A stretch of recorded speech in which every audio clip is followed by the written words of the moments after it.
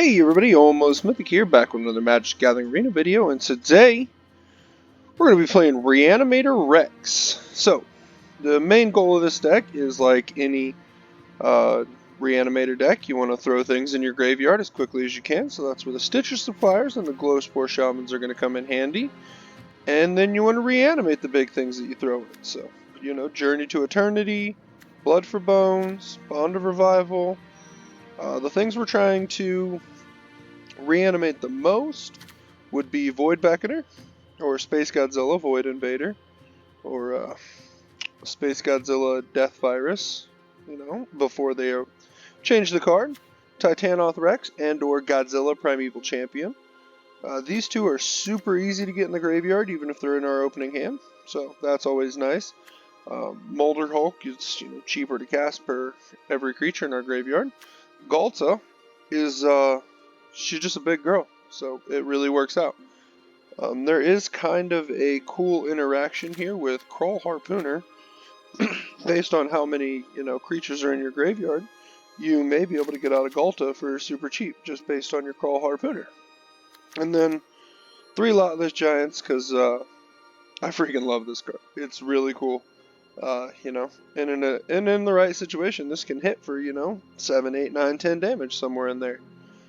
So we are going to jump into some historic games here and see how it goes. But if you could, please like and subscribe. It really does help keep the channel going. I do want to say here just for a second that I do appreciate all the support I have been getting. That is not going unnoticed. So thank you guys very much for that. All right, here we go. Up against Jack Ramon. Oh, this goes off your actual rank level. I don't know that I want to do that. Okay, so this is going to be probably our one and only historic ranked match. We are not actually built for historic ranked. I kind of thought this was going to start us off in bronze and not in platinum, which is how far we have gotten so far. Opponent opens up with the turn 1 Sideways Monkey. Sideways Monkey gonna do Sideways Monkey things. Burning Tree Emissary. So I thought I'd take this time here to talk about some of the spoilers that have kind of gone out here. We're going to do that. I'm just gonna... Nice. Let's return that forest. So now we are able to, potentially 2 turns from now, if they don't Sideways Monkey us, we're just gonna shock. So we're probably going to get, completely ran over by this. So, yeah, like I was saying, I do want to take this opportunity just to kind of talk about some of the more spicy spoilers I've seen. Like your Ugin the Spirit Dragon. I mean, come on, Ugin the Spirit Dragon, right? Like, everybody's excited for that. I don't know one person who's not excited for it. We will go ahead and Golgari Broker, and I will bring back this Krull Harpooner because you can't really cast the Galta. We don't really want to cast the Galta either. I mean, we probably just die to mono red doing mono red things. But you got Rin and Siri Inseparable. I'm so excited as an avid dog lover to have Doggo Tribal. You can bet that will be a deck on our channel. We will be playing Doggo Tribal. We're gonna bring back this here Galta. I may throw Doggo Cat Tribal in, I don't know for sure, but we'll see. We will not attack because we don't survive the crackback. The islands, though, the basic lands they're putting out, I absolutely love. Okay, so that's an incomplete. So I'm going to take away their 2 best Ember Crew targets. Love the islands. Love, love, love, love, love. You don't even kill the Galta. I don't think they thought that through. Okay, so here we are going to... So 1, 2, 3, 4... 1, 2... Let me think this through here real quick. Should I cycle? So if I cycle that, I get left with 2. So let's cycle. We'll put a trample counter here. I guess it doesn't really matter. Draw. We will Blood for Bones. Sacking the Fine Broker.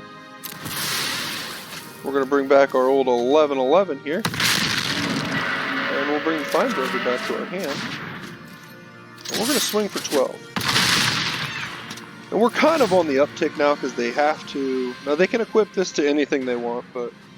Yeah, good game opponent. Perfect. So yeah, that happened. That's pretty much what we want. We want to reanimate those big dinos. That was awesome. Okay, so now we're going to jump back into play. What? The next card I want to talk about here is we're up against O'Wheel de Nuit. I don't know. I probably butchered that. This is a terrible hand. We have no way to get anything in the graveyard. Only cards that care about things in the graveyard. So, here we got, the next card I want to talk about is Peer into the Abyss. Sit up. Yeah? Thank you.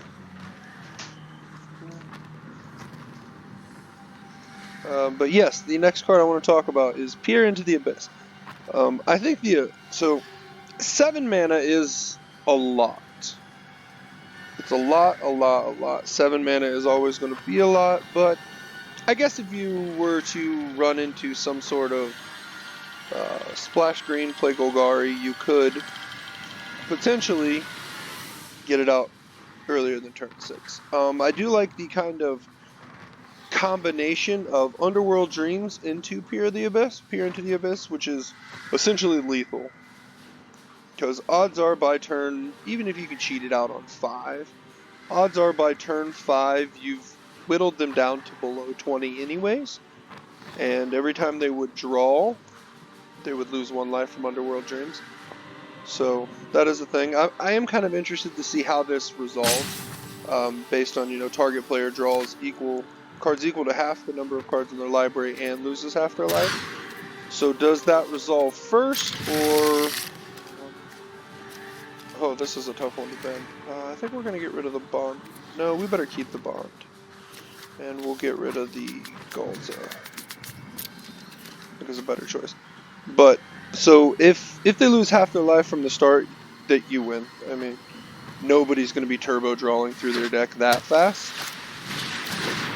Okay, we are still in historic ranks. Okay, so we draw yet another Galta. What are we putting in the bin? Nothing. We put nothing in the bin. Next turn I will aggressively block you. But you're not going to let me aggressively block. Okay. Eliminate seems like it's going to be a very playable uncommon. So, Eliminate says destroy target creature or planeswalker with CMC 3 or less. That's really good. That's going to get all of your Teferis, well, your Teferi Time Raveler. I can't think of anything else that's going to hit. In not so eternal, in eternal formats, I mean, that's hitting Liliana with Hope. Past Hope, it hits quite a bit more. Okay, so that's a thing. We will intercept. So I think that card may see more play in more eternal formats, but jeez, we are whiffing hard here.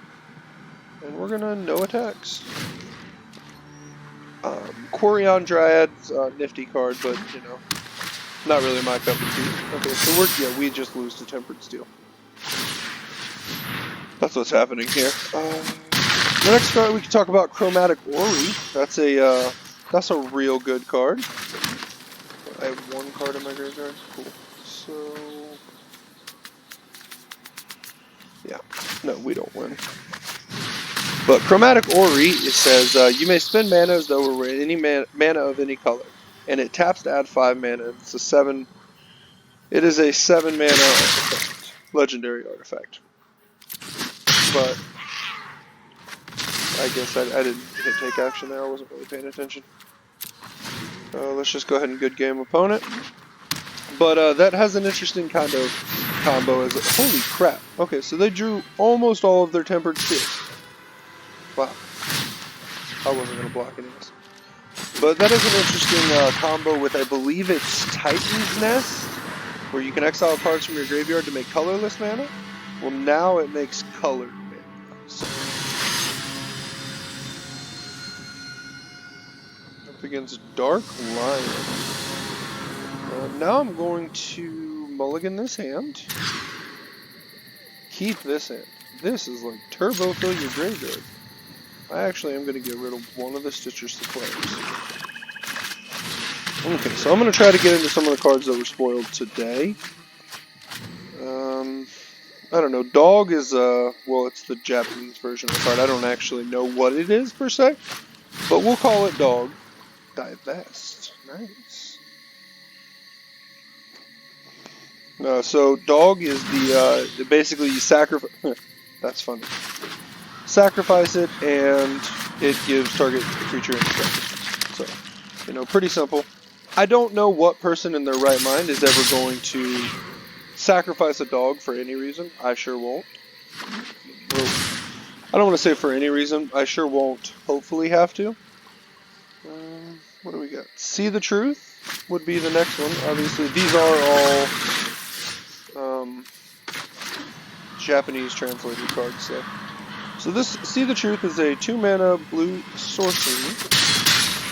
And it is a rare that says, look at the top 3 cards of your library, choose one to put in your hand, and the others under your library in any order. If you cast the spell from anywhere other than your hand, put all cards into your hands. So, now that to me seems like we want to do something, we almost want to splash red for a card like that. Red allows you to cast a lot of cards from exile. Oh, so we're Grixis, okay. We are 1 land away from the Reanimator also, that'll be nice. But yeah, so that to me seems like we want to splash red into that, maybe do like an Is It sort of spell, and Is It something or other there? I don't know how we want to look at that, but you know, you get Chandra from War of the Spark, allows you to exile cards and play them. You get Light Up the Stage. Dang, dang, dangity, dang, dang, dang. We can return target permanent. What do we got? We get I guess we get a Galta. Yeah.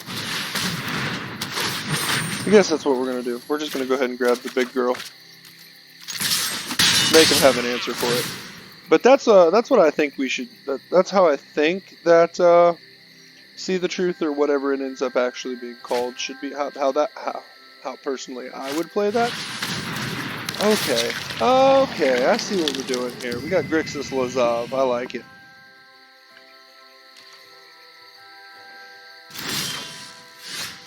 Okay, so we really can't cast anything, so we're going to go ahead and we're going to swing in.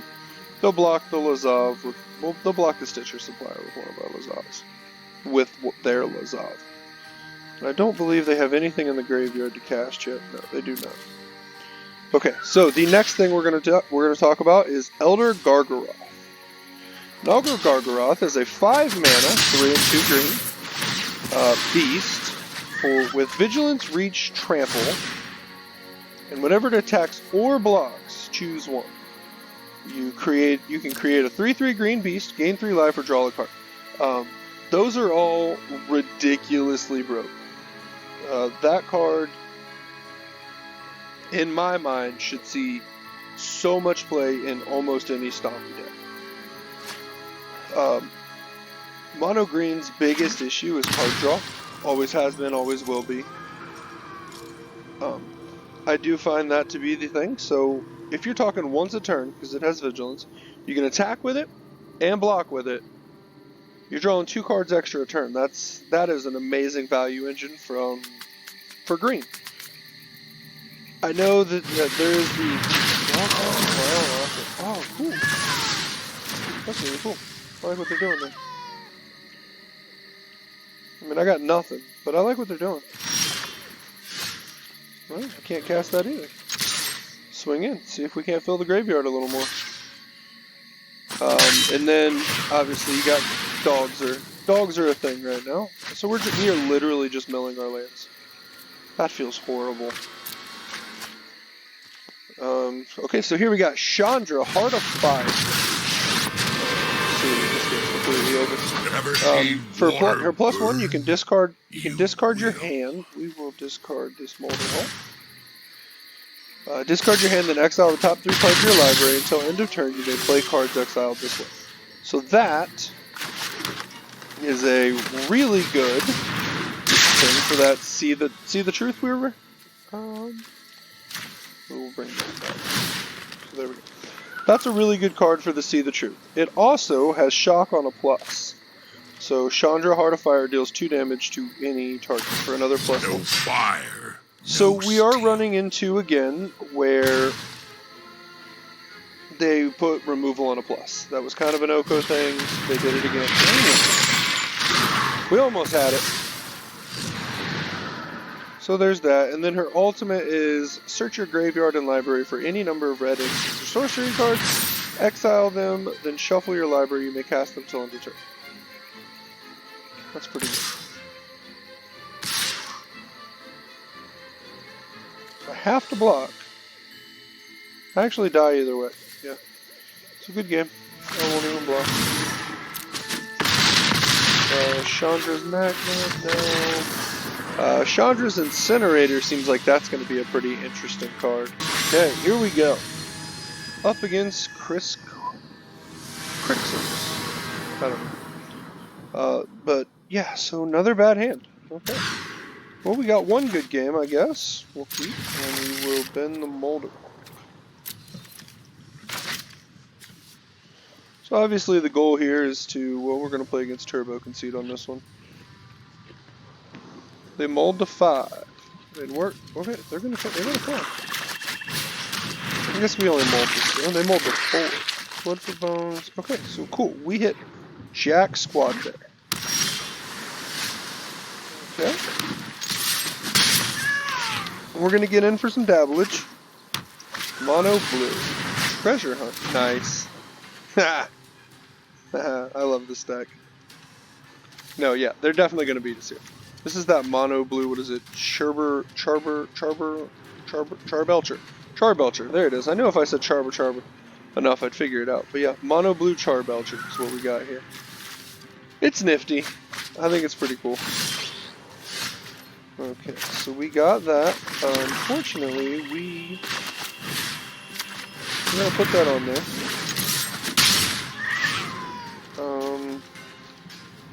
We don't actually have anything we can even return. That's the issue. I guess we could Blood for Bones it, bring it back, mill ourselves a bunch. The next turn we'd be able to.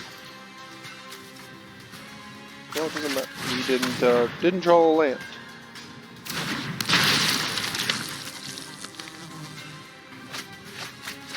Okay, there we go.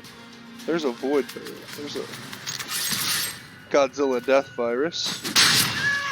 So that will be what we bring back, is this here Nightmare Horror. And they're gonna treasure hunt again. They draw through almost their entire deck. Obviously, I would rather Bond of Revival, but I'm nowhere close to that.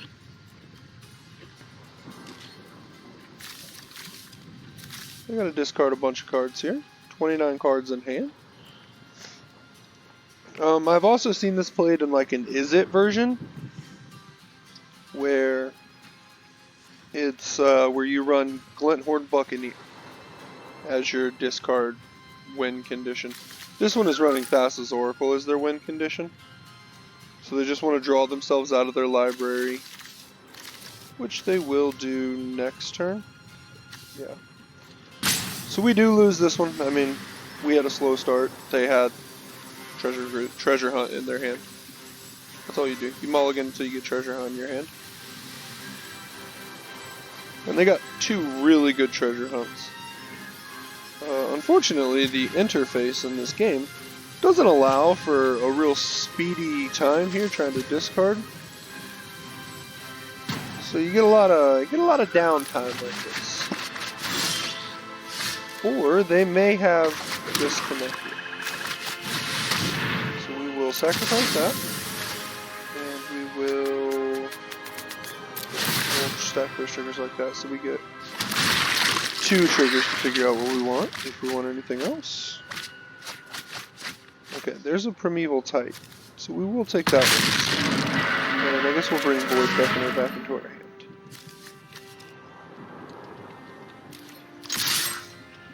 So unfortunately, they pretty much, I guess, they've hit what? I guess they probably have one more treasure hunt in their hand. Nope, that's it. They got it. We were 1 turn too slow. Oh, what do you do there? That's a deck. The Charbelcher. Okay, here we go, up against Dark Wolf. Okay, so here we have a Glowspore Shaman, a Void Beckoner. Yeah, I guess that is what it's actually called. We'll keep. Probably not the best keep, but it's alright.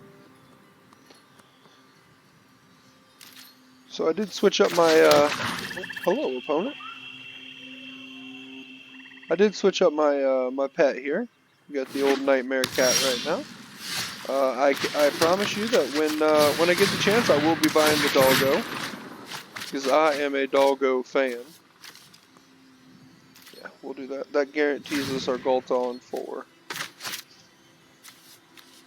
And actually, those were 2 really good targets, you know. So they're gonna shock in and a Fodder Erasure. And now we don't have a Ghalta on 4. It is amazing the amount of Grixis control you see in the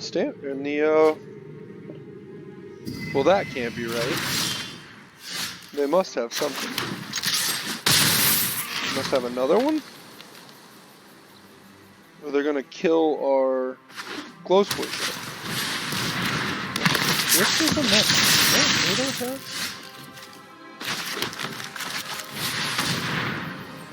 Submit. We'll bring back Ghalta. And Glowspore Shaman. So yeah, that's that happened.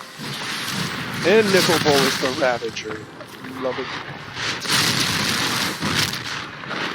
We don't run any removal in this. Oh,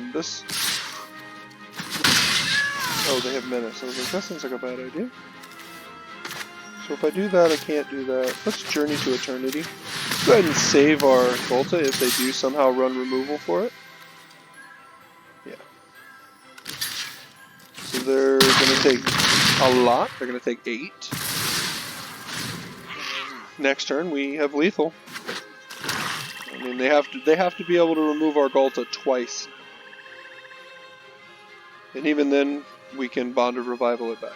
They don't obviously know that we can Bond of Revival it back, but we pretty much should have this game locked up. Grixis has a really hard time dealing with enchantments. As a Grixis player myself, no, I'm more of a paper Grixis player. I don't. Ooh, Dragon God. Nice. The immortal Nicol Bolas will be your end. Bolas. I do love the immortal Nicol Bolas. Your existence is pointless. So there's that. Now you have to kill it again. And they can't. Okay, so do I just grab my good game opponent? They can actually block down to. I don't really have anything to do here, so we're gonna swing in, ignore their Bolas. They take 8. I think do they take exactly 7?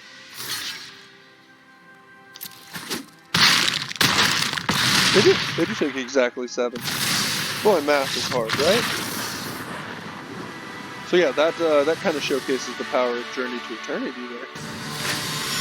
Here we go, up against Vassalamis. I can't do this stuff. This is a better hand. Why does it seem like we have to sacrifice lands or something in our hand?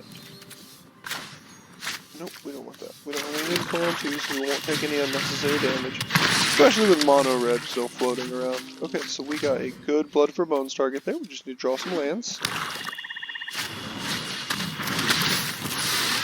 Okay. I don't typically see people so booster stack. We don't have anything to play. I guess it does take away our blood for bones target, so I get that. We now have a lot of cool stuff to reanimate though. And we did draw the lamp. Awesome. So we'll intern and then we will cycle our Space Godzilla. Hopefully draw another land. So we got saplings. You know, I always appreciate someone playing saplings. That's a creature type that I can get behind here. Okay, cool. So we now have exactly what we need to reanimate a... Probably gonna reanimate Godzilla out of the... Whenever a sapling dies, it deals 1 damage. Perfect. So we are going to Bond to Revival this Godzilla. And we're gonna swing in for 11. Next turn, we're going to play our 2-mana Ghalta.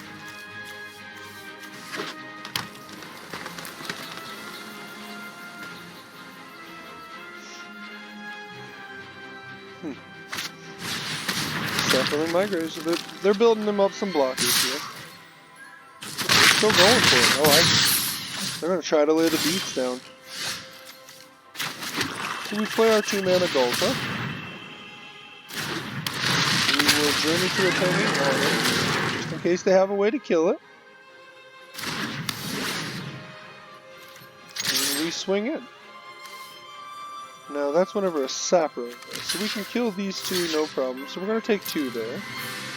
They're going to take 9. We go to 4.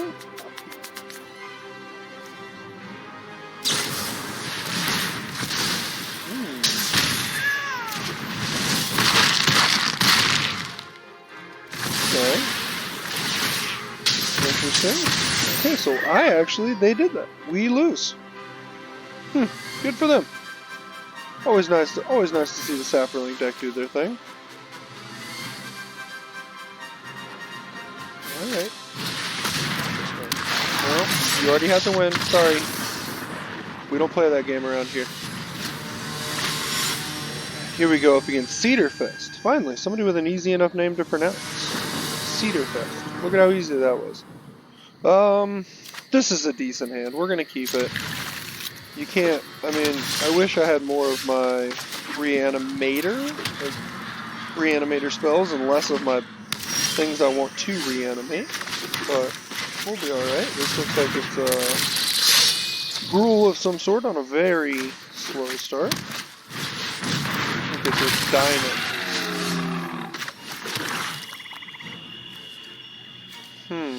Does that change what we want to do? No, I don't think it does. We want things in the graveyard anyways.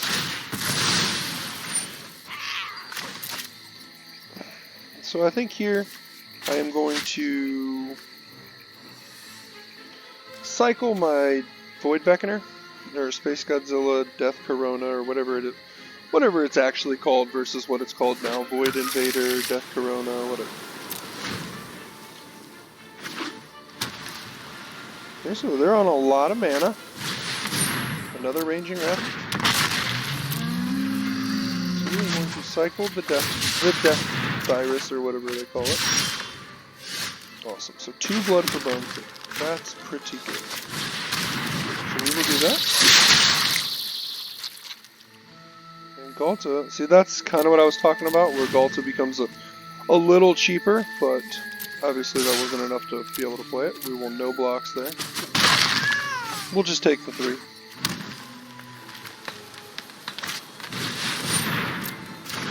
Okay. Oh, I punted that. Oh, did I punt that so hard? So I could go ahead and grab the Void back, yeah. Oh, I can't believe I did that. So we'll put that on the battlefield, one of those in our hand. That sucks. So they're ramping pretty hard here. I mean, what's one more land? I got 3, 4, 5, 6, 7, 8, 9, almost 10 mana this next turn. What's one more, right? Open seal. So, I think what we're going to do is we're going to do this.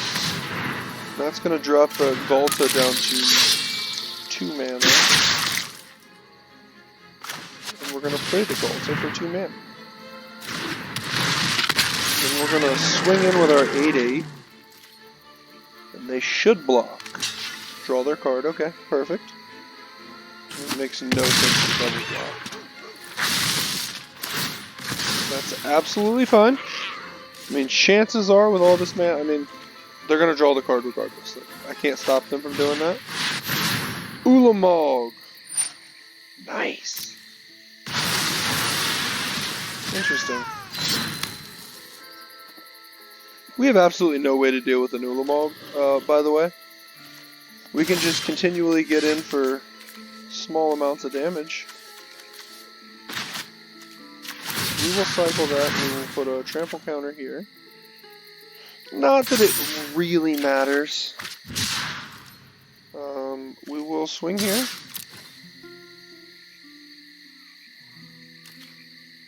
Go block, though we'll take 2. Ulamog does not die because it's indestructible. This right here is the pet I wish I would have bought. Cerberus. Yeah, I mean, there's not a dang thing I can do about it. But I'm just gonna eat the 10. See what they play. Obviously, if they have another Ulamog in their hand, they win. There's nothing I can do about that. If they don't, I actually think I win.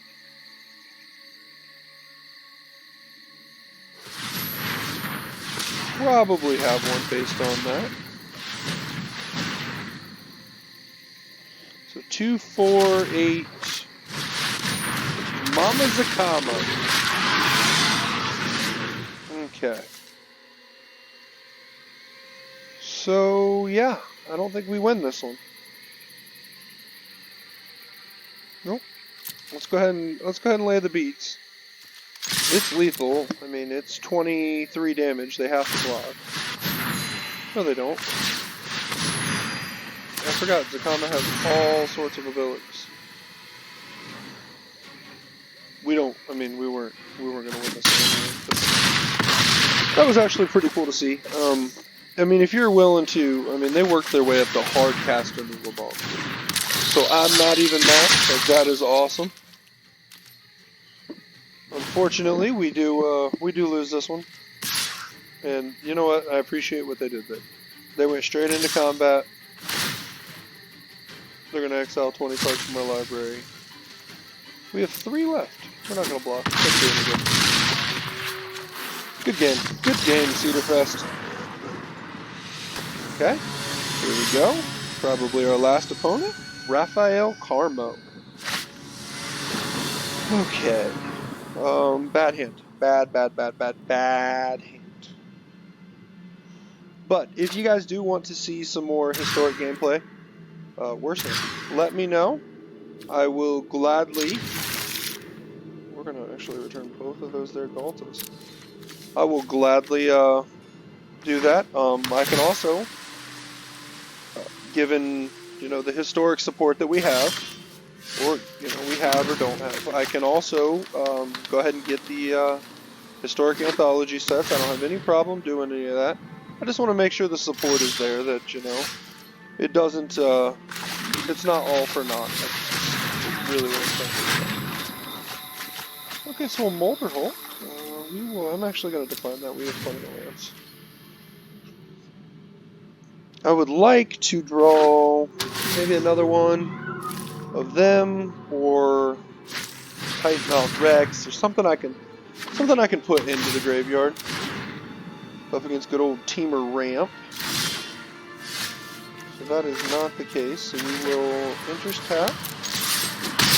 We'll lay the beats down and we'll play another Harpooner. And the next turn I will Blood for Bones that to bring back the Molder Hole. Okay, Risen. We got Teamer Elementals here. And probably a bit strange, and I'm the one black deck that's not actually running. Okay, I see you, big dog. I see you, big dog. Love it. Return the Glory Core Shop. Sure, we'll put that on the battlefield. Swing! They're not going to block with either of those, so that's just a free 3. That's a free 3 damage. 1, 2, 3, 4, 5. So next turn they start making some dragons. That's awesome. I forgot they put that in there. Haha. Okay.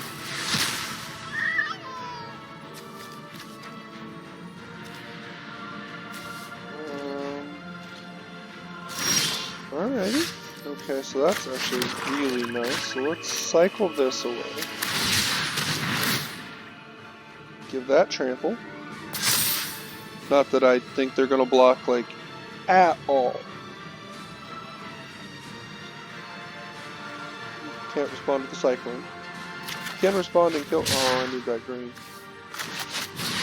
Oh well. Now we'll play the Glow Core Shaman. Eh. That all sucks. So we're gonna do that. We're gonna get in here. That, what? I don't understand. Colossus. You're still gonna lose that and take it. Like, what, 2? They get a dragon. And they're playing Field of the Dead. This guy is like the worst person. Like, I don't understand why they would have ever unbanned Field of the Dead. But sure. I think that card should have stayed banned for all of eternity. I think that card was a bad print. Should never have been printed into a standard legal set. You can't deal with it. Like, you have to be running actually Casualties of War. I'm in the colors to deal with it, but I'm not doing it.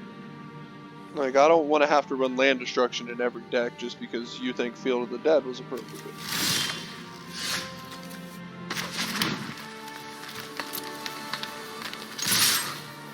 Well, I probably didn't mean to swing with that, but yeah, that was an accident.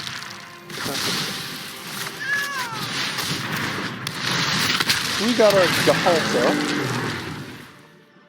and they have 11 power on board.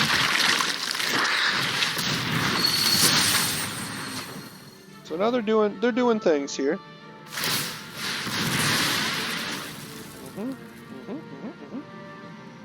So they're down to 2 mana. They can't really attack. They'll just, I mean, I have 19 trample damage on the board. They have 10, 11, 12, 13, 14 they can block. I actually think we just win on the attack. I have 8.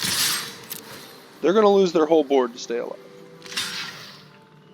5, 10, 12. That's 5. There you go. And I only lose my Golgari. If you don't block, you die. So now you take 5. Good gambit on it. Yeah, I mean, you have to block that way.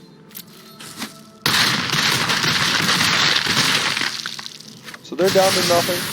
We still have a metric butt ton of power on the board. They have to remove every one of our threats, and they just don't have the capability of doing that in red. Blue could bounce. They don't even have a land, so they can start generating tokens. They are going to get that. I mean, they would have to put a lot of power. Because, like I said, I have 18 trample.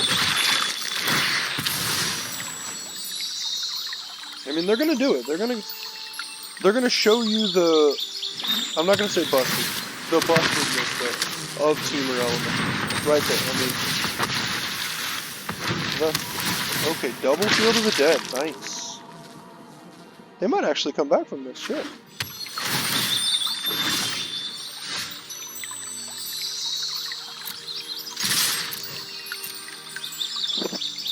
So they have 2, 4.